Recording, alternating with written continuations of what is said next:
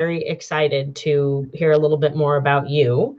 I've done my research, but just for the purposes of the folks watching the video, can you explain a little bit about your current job, what it is that you do, kind of big picture, and then more of the day-to-day? My current job or my previous job?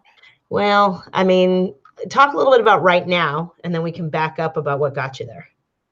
Well, right now I'm functioning as a copywriter. Okay. I'm writing copy for movie trailers and advertising for entertainment, and I'm also copywriting for businesses and other people like that. I'm a marketing consultant.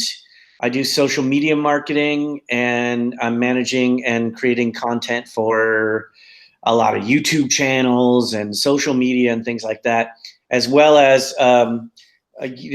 being a creative consultant for a lot of vendors down in LA as they put together trailers and TV spots and things like that.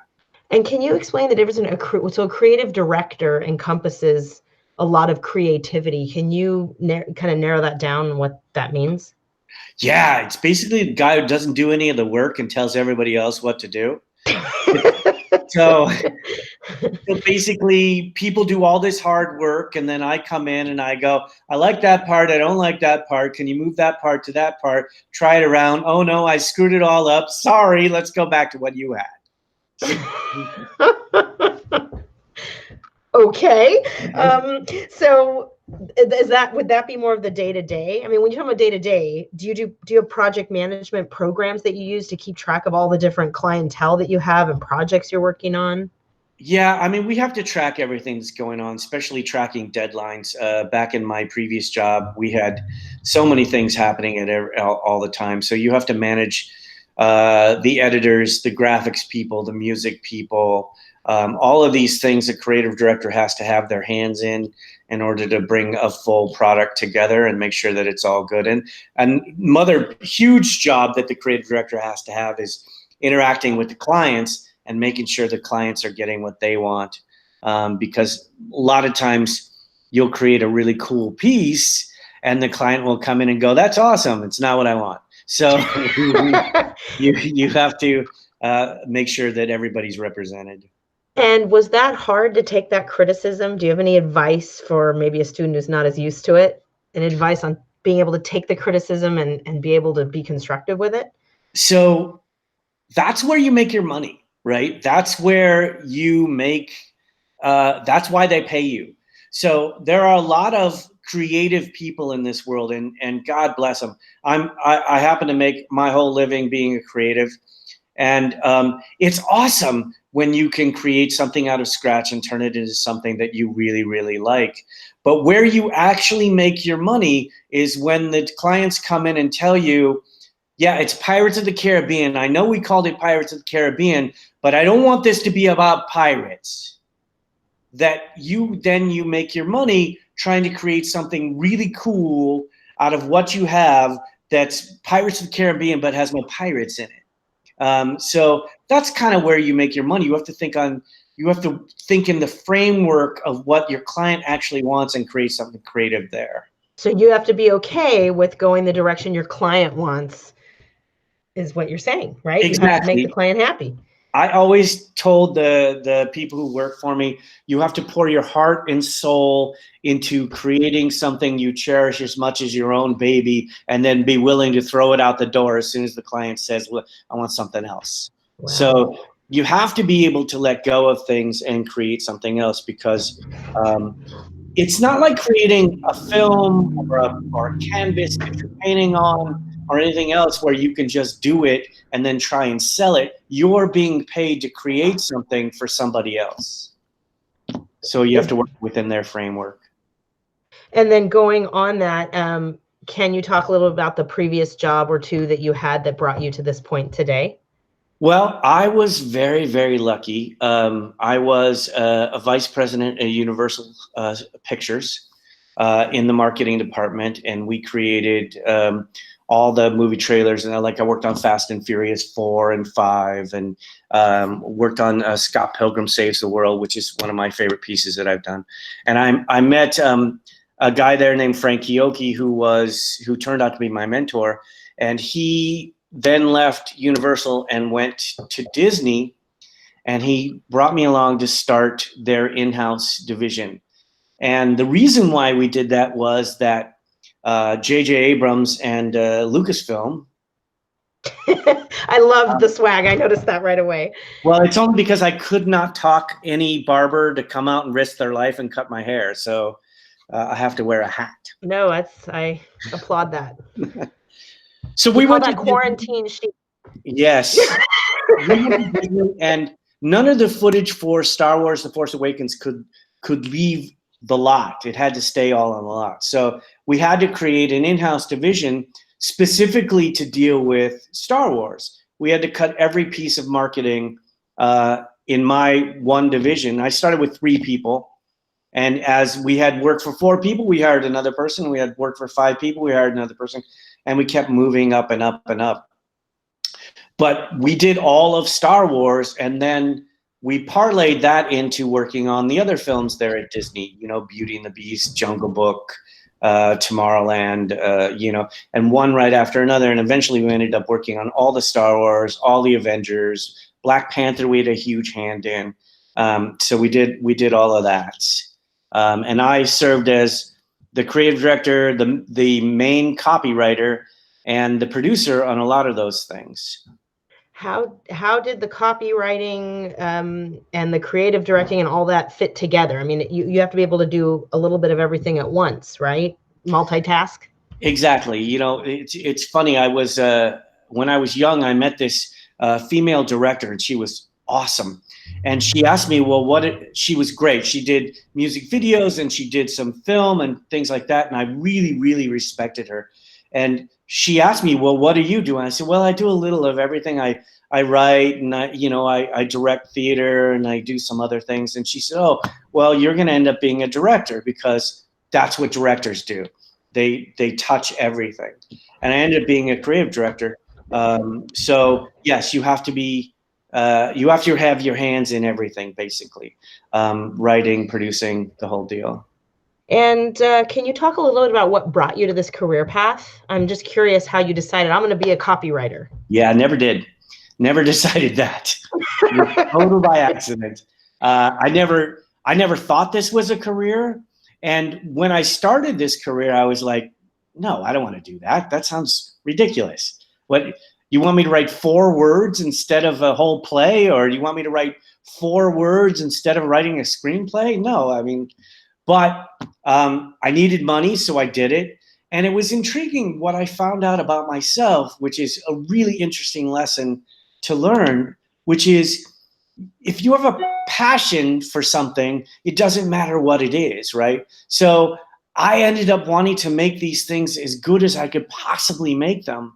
And it didn't matter what I worked on. So it was doing the creativity, getting those creative juices out in any form. I mean, I worked on Star Wars, but I also worked on The Bratz, which is a cartoon of young teenage girls who run around and do crazy things, and for Saturday mornings. So, and I love doing that too. It was really all about making everything you do as good as you can possibly make it. And what skills would you say you had? I mean, I'm assuming that English was sort of your bag, that was the area you enjoyed. You liked writing? I did like writing. I liked, my main skill in life is creativity and storytelling. So I could tell a story in many, many, many different forms, whether it's a written word or visually or acting something out. But it was always stories, and that's because I spent my entire childhood in front of the television. And a lot of people say, oh, no, don't, you're wasting your life in front of the TV. That's where I got my life. That's where I learned my creativity, and I spent my whole life getting paid to make things up. Interesting. And do you feel the kids who are growing up now on social media, that they're able to have the same level of creativity and imagination? Yes, but in a totally different format, in a totally different world. People talk about, oh yeah, today's world, it's short attention spans. Kids can only pay attention to something in 12 seconds. And after that, they sort of lose interest, and there's no sticking to it in this world anymore. And I completely disagree. I think they found a way to be creative and found a way to be expressive within the framework of what they're given, what the world is, right? So this is their world now. So if you look at TikTok, Right. it's ridiculous. There's so many incredible ideas on TikTok and so many incredible things that just make me laugh, make me cry, do all these things. And it's this long. I mean, it's amazing. So I don't begrudge them that. You mentioned something about 4 words, and I noticed on your website you talked about copywriting. It's taking a paragraph worth of meaning into 4 words. Can you talk a little bit more about that and why 4 words? How you came up with that? So one of the pieces that I wrote, one of the very first things I ever wrote was for Fast and Furious 4. So I was given the task, write some copy for Fast and Furious 4. So, and the message that they wanted to get across was, hey, we're back. The old cast is back. So the reason why these movies were the first movie was so great is because we had this cast. They had great chemistry. It was action-packed. And now we want to present something that says, hey, this is going to be great again, because the second one sucked, and a second and third one sucked, and we want it to be great, and we've got the original cast back. So I came up with new model, original parts. And that is what I mean by 4 words. That whole message of, okay, we're back, it's going to be great again, we've got the original cast. That's their message. So your job as a copywriter is to get that message across in 4 words or 3 words or 2 words or at least 5 words, but you try and get it to a really what I call sticky message, something that sticks in your head or is a catchphrase or something like that. And a lot of that, I'm guessing you learned over time how to come up with these ideas. I mean, I love the Guardians of the Galaxy one. You know, anyone can save the world once. Yes. Those were volume 2. So I'm guessing it was just experience begets more experience, right? Can you talk a little bit about that, how you got to where you're at? Yeah, totally. I mean, it's just practice. It's really practice. If you're a good writer, then you just keep practicing. I remember the first copywriting job I got was a friend of mine. He was a vendor down in LA, and his name was Tim Nett, and he owned a company called Trailer Park. And he knew I was a screenwriter, and he said, you should come write copy for me, and I'd never done it before. So I went and I got this movie, and I watched this movie, and I wrote a bunch of stuff down, and it was all really good. It really got the point of the movie across and all those things. And I sent it to him, and he called me, and he said, this is not copy. I can't pay you for this because I can't use any of it, and I don't have time to teach you how to do it. Wow. So, well, you're laughing now. I'm guessing you didn't at the time, but I was like, what? Well, so then I just said, okay, well, I better learn this because this is a way to create income. So I started watching trailers and paying attention to the copy in the trailers and paying attention to commercials and the little lines that they think. And I kind of pieced together what they were talking about. And the next time I talked him into hiring me, he did pay me, and things went much, much better. Wow. So you're largely self-taught. Yeah, but everybody in this business was back then. Nobody knew this was a business. Movie trailers and movie marketing, that was, if you ask everybody my age who's in this business, they'll all tell you, yeah, I had no clue. I had no clue this was even a job. Wow. Now, kids are going to college and they're studying movie marketing. They're studying trailer making.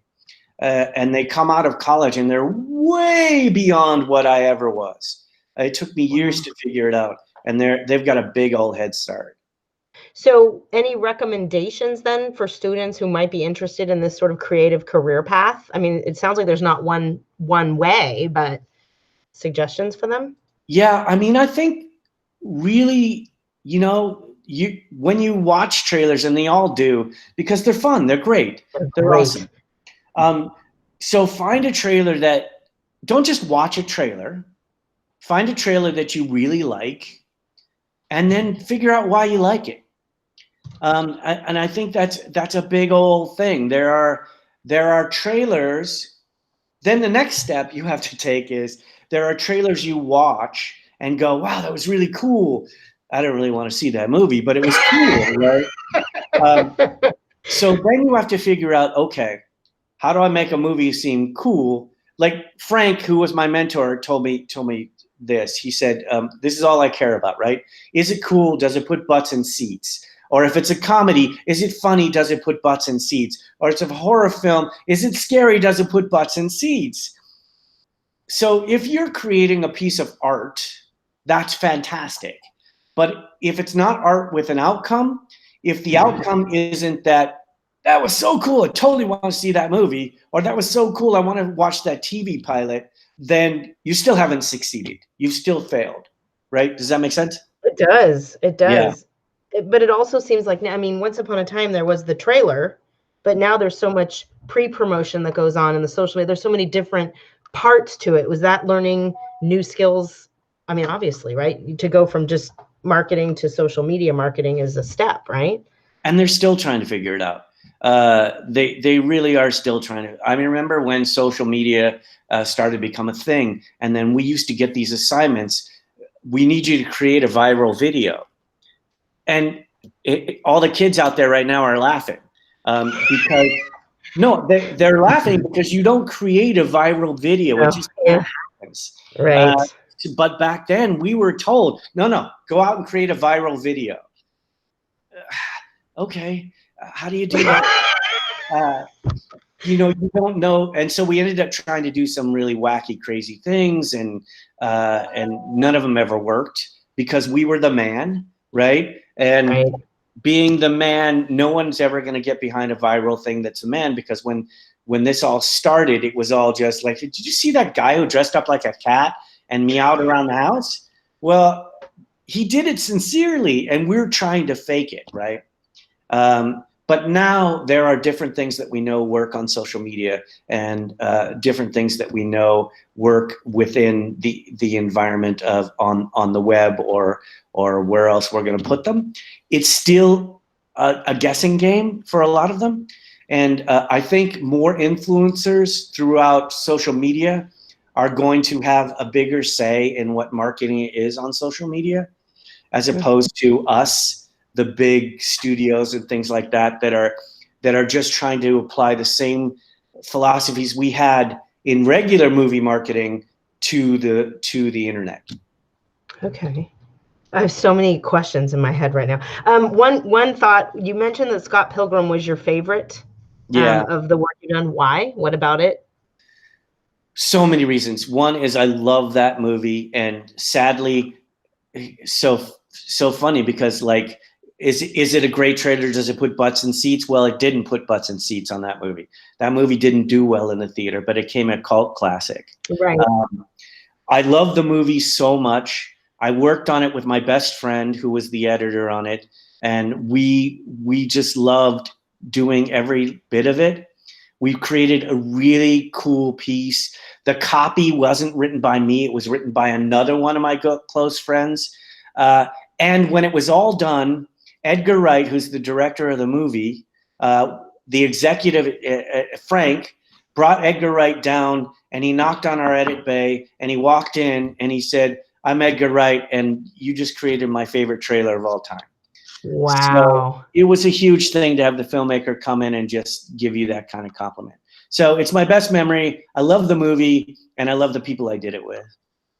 When you talk about the positive reinforcement feeding you, you told me a great story about how originally you presented some work and the person you showed it to hated it. Yes. Can you talk about when we talk about being able to take criticism? I was thinking about that last night. What possessed you to decide, instead of just turning tail, to stay up all night? First of all, talk a little about that story, and second of all, what led you to rework it and have that stick-to-itiveness? So it was actually Fast and Furious 4. We were working on television campaign, and Frank, who was still at Universal at the time, was the executive on the project. And I creative directed and had all my editors cut a bunch of spots. And I took them up to show them to Frank, and we watched them one right after another. And he just laid into me. He said, you're losing the race. These are terrible. I don't know what to tell you. I got to tell you, if you keep showing me this work like this, we're just not going to be able to work together. And so I went, well, kind of want to keep this job. So I went downstairs and I gathered my editors together, and I didn't go, you guys messed up or screwed up. I said, hey, we're changing everything. We're going to change I don't want to use any of the shots that we used in the other spots. We're going to cut brand new spots. Here's some crazy ideas. I thought of some really out there, weird ideas to do. And we stayed up that night and we cut brand new spots. And I went back up to Frank's office the next day, the very next day, because we double timed it. I put the tape in because back then we used 3/4 inch tape. They were big tape. I remember. And I had 4 brand new spots on that tape, and he watched it. And after that, he said, I knew you and I were going to work together for the rest of our careers, because anybody who would just go down, just fail like you did, and then just kick butt. And we ended up finishing, 75% of that TV campaign from the spots that we cut that night. So that was pretty cool. Wow. And Frank then became my mentor and used me on everything. And when the Disney job came up, he brought me over there. So that really made the attitude made the difference, right? I mean, wouldn't you say? Completely. And I will tell you this, I don't know if Ted of today, who is years old, would have been able to do it. I think ego could have gotten away, but back then I was like, I kind of knew I was faking it anyway. It was kind of the old fake it till you make it, or fake it until somebody comes, you're a fraud. And that was kind of like you're a fraud moment for me. So I went down, I got nothing to lose. Let's do this all over again. Wow. I think there's terrific lessons in there. So do you have any advice for students who are looking to do creative work? I mean, I was thinking about what you said about so many opportunities, right? There's so many more opportunities out there. There's kids doing TikTok and YouTube, but some kids have said, well, I'm not going to do this or that program because I'm going to be a YouTube star. What suggestion do you have that's more realistic for getting from point A to point B, do you think? I think there's nothing unrealistic about thinking you're going to be a YouTube star. Okay. I think that if you want to do that, then keep doing it. Life will take care of you if you're always working towards something, right? If you're sitting around going, I really want to be this, or I really want to be that, and you're not doing anything about it, then you won't get anywhere. But you can be trying to be a YouTube star, and somebody could come along and go, I love your YouTube stuff. Could you rewrite this thing for me? And suddenly you're a writer. You don't know where your life is going to go. The old saying, the only bad decision is not making one. So that's kind of what I feel like. Work at something. I don't care if you change your mind in 2 weeks and you're working at something else. Keep going for what you want today. And then tomorrow, if it changes, that's great. And then the other thing I would say is I grew up always trying to prove myself and always trying to, I did it through trying to get attention and trying to do other things. And I was always, as an artist, jealous of other people's work and going, yeah, why didn't I think of that? And blah, blah, blah. And oh my God, that's so great. I feel terrible about myself because I didn't do that. I think being happy for other people, looking at other people's great work and appreciating it and saying, that's great, that's fantastic, and meaning it is a huge thing.